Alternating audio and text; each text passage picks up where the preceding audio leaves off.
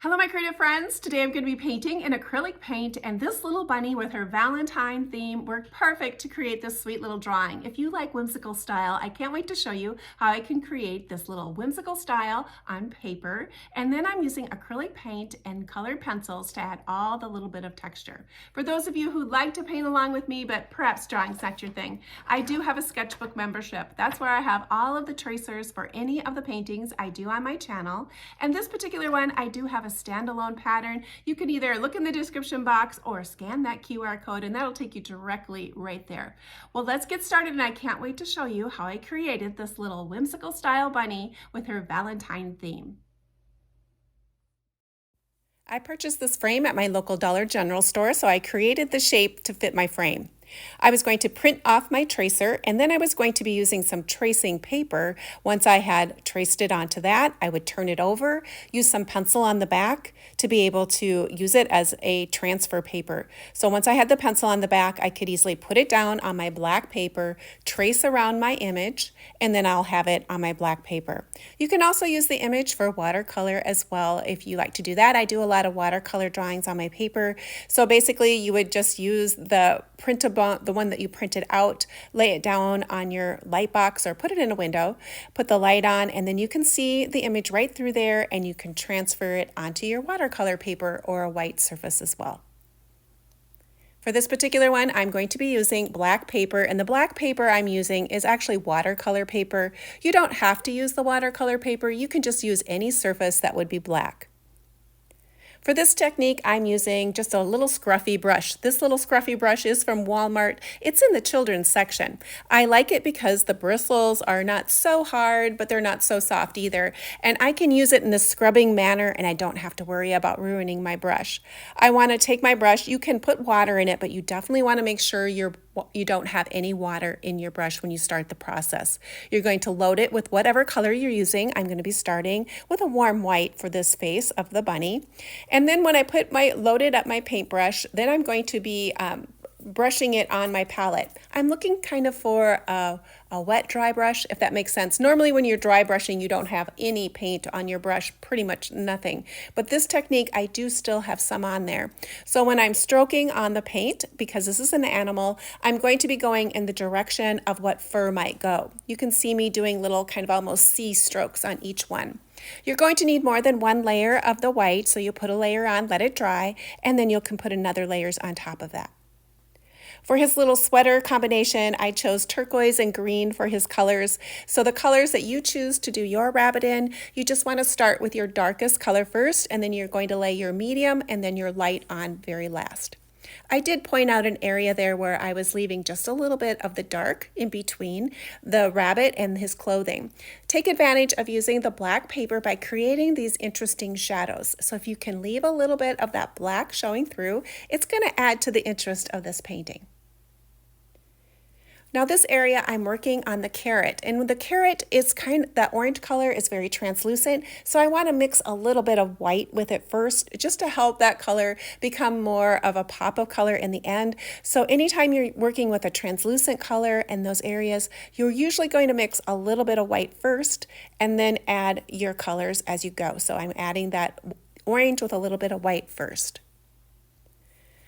For his main part of his sweater, I did do a green. I started out with a dark green and layered that in, trying to leave those little dark areas, if I can, around his hands and the creases of where his sleeve is. That'll just help me add some definition to my painting.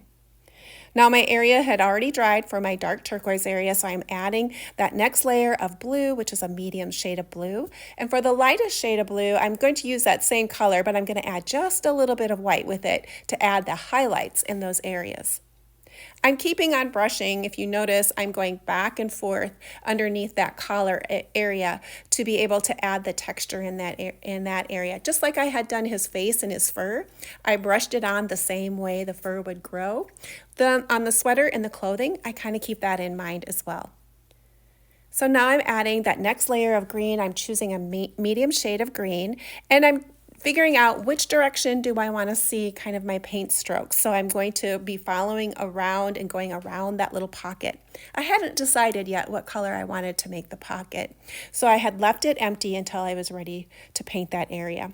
I do decide to make it pink, so I do start out with a white in that area too. And now I'm adding that last layer of the green, and that is a very much a translucent color as well, that bright shade of green. You can add a little bit of white to that too if it doesn't show up so well.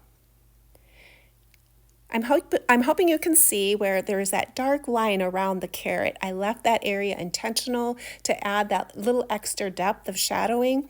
Take advantage of having that black area. It's an interesting look to leave those little dark areas if you can. Sometimes you end up painting and you end up covering them up, but if you can leave little peaks of that black, it does add an interesting quality to these paintings. Now is when I'm adding just the straight orange on the top, and that just helps it pop more to have that lighter shade of orange underneath there.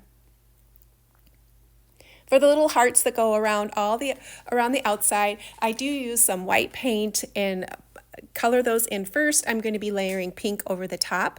And for the berries, I do add a darker shade of red first, and then I'll be adding lighter shades of red on the top as I go around. Now this is the time I can put my tracer back over to add all of the small details. When you first do the tracing part, you're just copying the big details. In this stage, I'm going to be copying any small details I want to create. So like the eyes, the nose, his muzzle, any of those small details. I can also go back over and trace over them with my pencil if I need to have a little bit more definition, but it does help to put the tracer down so you get the eyes lined up and your face elements lined up easily that way. I'm going to just paint in his eyes black, and then I'm going to be adding some highlights into them to bring him to life using some white paint. For his little nose, I'm just using a coral color as the base coat, and I'll be popping in brighter shades of pink at the end. For his pocket, I'm going to be using the same coral that I used for his nose to add a little bit of color down there. I'm going to leave a little bit of that white showing through. I'm not looking for full coverage. I'm going to be adding some neon pink and some brighter shades of red there too. For his ears, I'm just stroking in just a tiny bit of gray. I had mixed a light bit of gray for his little teeth. I wanted those to be gray first, and then I'll be adding bright pops of white on the top of his teeth. And for his carrot, I'm just brushing in a little bit of highlight colors, going back over that orange with some white mixed into my orange and adding some highlights. And I'm doing the same thing with the nose. I'm adding a little bit of white to my paint and then just tapping in a few little highlights. Now to add a little bit of floating shading color, I'm going to be using a water float technique. I've dipped my brush in the water and then I've tapped it on my paper towel until the shine is gone. And then I just dip the corner, the edge of my brush in the paint, and then I move it back and forth on my palette to disperse the paint from dark until light. And then I'm going to be keeping my brush with the paint on the end, that's the dark area, and I'm going to keep that to the outside and then water float the shadow in around my bunny's face, around his nose, and onto the one side of his ears.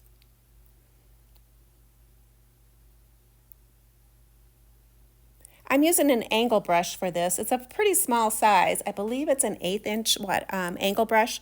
I like using the angle brush for this technique because you can have the advantage of having the flat brush, a little wider base, but you also have that nice little point to be able to get into those small little areas. And just putting a darker shadow on the outside of his eyes, a little lighter shadow underneath, and then you go halfway up on the inside. I'm going to add that shadows to his little paws as well. And then I'm going to be switching colors to a darker blue shade to be able to add a watercolor float in the blue area, and I'm using more of a red color to add the watercolor floats to his pockets. And just a tiny bit of watercolor float on his nose, just to bring a little bit of shape to it as well. Now I'm adding that bright white to his teeth. This is just a small little area, but if you go to the gray first and then pop in a little bit of white, you're going to have a difference between the way his fur on his face look and what the difference looks like on his teeth. Now I can brighten any areas I want by picking up a little bit of bright white paint, doing the same way where I'm putting it on my brush and then lightly scrubbing across my surface to add in those little bright pops of white. I'm using that same shade of red that I used for the float. I use that to color in his heart, and I'm adding those shades of that red and that coral color to the hearts around the outside. I'm adding little taps of that color as well to those berries. First I had done them in the dark red, but now I'm adding those little extra pops of pink on top of those berries. I've added another shade of pink from Liquitex Basic Acrylic line called Fluorescent Pink. It's a great shade of pink and it looks fabulous on these paintings that are created on these black backgrounds. The fluorescent color just really adds a sense of pop. I'm going to be adding it to the hearts, and I do add a little bit of it here and there on the berries, and it just adds that nice bright quality. Now it's time to work on the background a little bit. I'm using a light shade of blue. I believe the color is called Spa Blue. If you get the tracers or you're part of my sketchbook membership or the standalone tracer, I do list all the paint colors that I use. But paint colors varies, so just use what you have or what works for you as well. I'm doing the same technique. Basically, I'm using that same brushing technique of scrubbing it into the background, and I'm going all the way to the edge of where my painting, I'm going to be cutting it out to fit into my frame. So I'm just creating that kind of almost like a cloud quality with the light color. Then I need to go back over it with a darker color, and I have this navy color that I like to use over top of that light color. And between the dark of the navy and then the original white blue color, it just adds a real kind of a pretty soft background. I'm not using a lot of paint in these steps. It's more of that wet dry brush technique. I know that sounds funny, but saying wet dry brush, but it has more paint than what a dry brush would be, but it's not like loading your brush full of paint and then applying it like you normally do. I'm going to lay my tracer back down, and I'm going to be able to go over it. I do like to use a pen, by the way, when I do this step. And I'm going to trace around the vine work so I can lay that in next. The pencil line should transfer fairly well. If you need to add more pencil to the back to get your lines to show up, you can easily go back over your tracer. Let's give this gal some pretty pink blush cheeks. I'm using just a soft little scrubby brush, picking up that coral color. I scrub it on my palette, but then I always put it on my hand to make sure I have enough off. And then I blush in the pink. I like doing a double color. So first I do the coral color, and then now I'm using more of a bright red color on the top. I'm going to brush a little bit of it into the inside of her ears as well. Now let's add the little bit of twinkle. I'm going to be using my stylist for this. I'm dipping it into the white paint, adding a dot to the right side of her eye, and then on the other side, I'm going to add it to the right side of that eye as well. And then I'm just going to take just a tiny bit of paint and do a little bit of a swoosh at the bottom. So you put your dot down and then drag it like a comma stroke to create the little bit of swoosh. I'm going to be using my Kimberly 9XXB pencil to create her mouth with and to create a little bit of line work on her eyes. You could also use a micron pen in like a 03 or a 02, a small one, to create her eyelashes and any of these other fine detail work. Now to add even a little bit more line detail, I'm going to be using General's chalk pencil for this, and I'm adding just a tiny bit of highlight into her eyes and on the top of her nose. And then I'm going to be adding a little bit of wispiness to the outside of her ears and on her face. This creates this beautiful little line work to create that whimsical wispiness to her fur.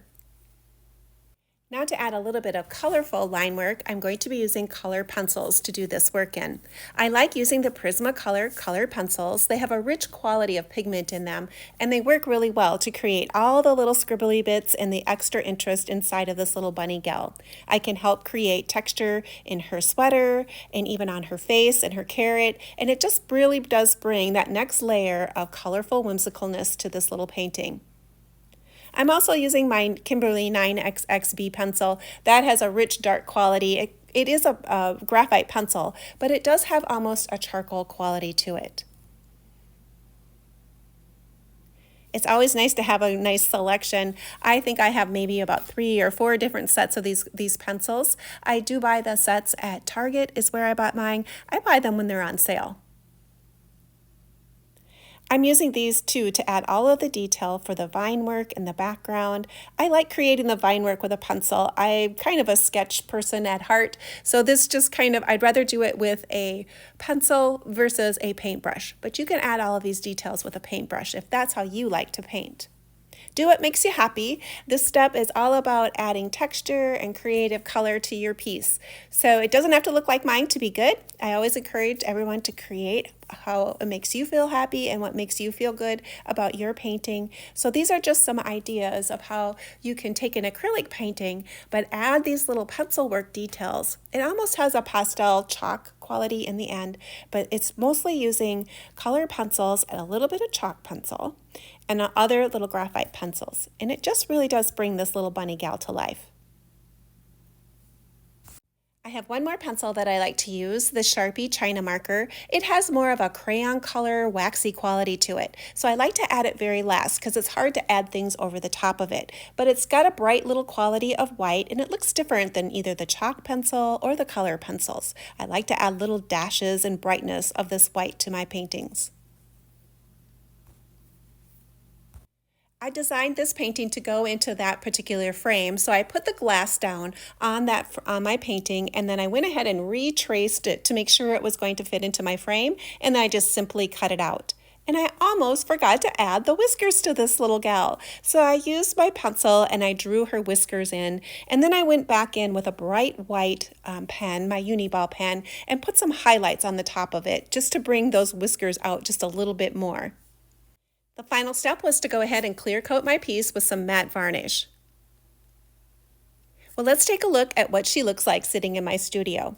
I think she looks super sweet inside of this Dollar General store frame, all painted white. It was gold, but then I made it white. I love her sweetness of her face, her little bit of her scribbly bits, and her fuzzy, furry look. If you're new to my channel and you like doing art and crafts, come on over and see what I'm doing. I'd love to have more creative friends join me. Leave me a comment, give me a thumbs up. It can really help my channel grow. If you enjoyed this tutorial, here's a couple more you might want to check out.